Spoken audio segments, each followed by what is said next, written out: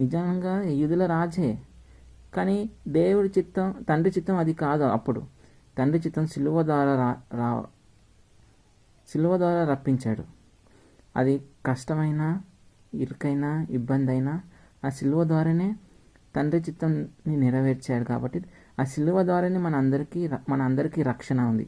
ఆ సిలువ ద్వారానే మనకి మోక్షం ఉంది. ఆ సిలువ ద్వారానే మనకు ఆరోగ్యం ఉంది. ఆ సిలువ ద్వారానే మనకి విముక్తి ఉంది. ఆ సిలువ ద్వారానే మనకి మోక్షం ఉంది. ఆ సిలువ ద్వారానే మనకి స్వాస్థ్య భాగము, మనకి పానీయ భాగము. ఆ మనోహర స్థలంలో నాకు పాలు ప్రాప్తించెను. ఆ మనోహర స్థలం పరలోకం. ఆ పరలోకంలో మనం స్థానం పొందుకోవాలంటే ఆయన సిలువ ద్వారానే మనకి ప్రాప్తిస్తుంది. శ్రేష్టమైన స్వాస్థ్యం నాకు కలుగుతుంది. నాకు ఆలోచనకర్త అయిన యెహోవాను స్తుతించెదను అని అంటున్నాడు దావీదు భక్తుడు. ఇక్కడ అని సదాకాలం యెహోవా యందు నీ గురి నిలుపుచున్నాను. ఆయన నా కుడి పార్శ్వమందు ఉన్నాడు గనుక నేను కదల్చబడను. దేవుడు కుడి పార్శ్వమున ఎవరు కూర్చున్నాడు? కుమారుడు యేసయ్య.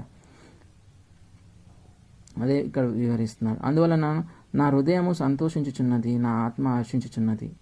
కాబట్టి దేవుడు నాకు తోడై ఉన్నాడు.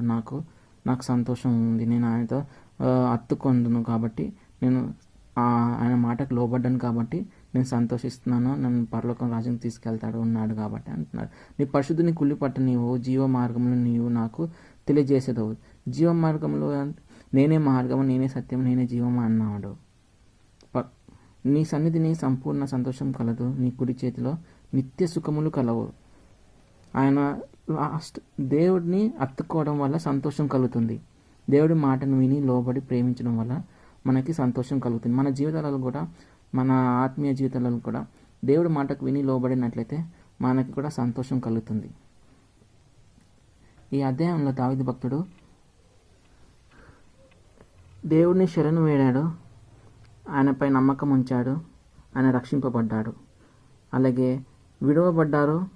విడబడిన వారు శాపకరమైన వారు, అలాగే హత్తుకొనబడ్డవారు సంతోషింపబడ్డారు, ఆయన మాటకు లోబడ్డవారు. కాబట్టి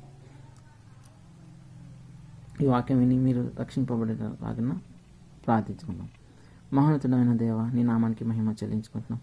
పరిశుద్ధుడు, అతిథియుడు, ఆశ్చర్యకరుడు, నీ వాక్యాన్ని విని ప్రతి బిడ్డను దర్శించి నీ రక్షణలో నీ సిలువ ద్వారానే మేము ముందుకు సాగేలాగిన కృప చూపించి శక్తినిచ్చి నడిపించి వేడుకుంటున్నాం. తండ్రి, నేను మమ్మల్ని దర్శించి ఇవాళ ప్రతి పనులు తోడుగుని నడిపించమని నజరేయుడైన యేసు నామములో అడిగి వేడుకుంటున్నాం తండ్రి. ఆమేన్. షాలోమ్ అండి.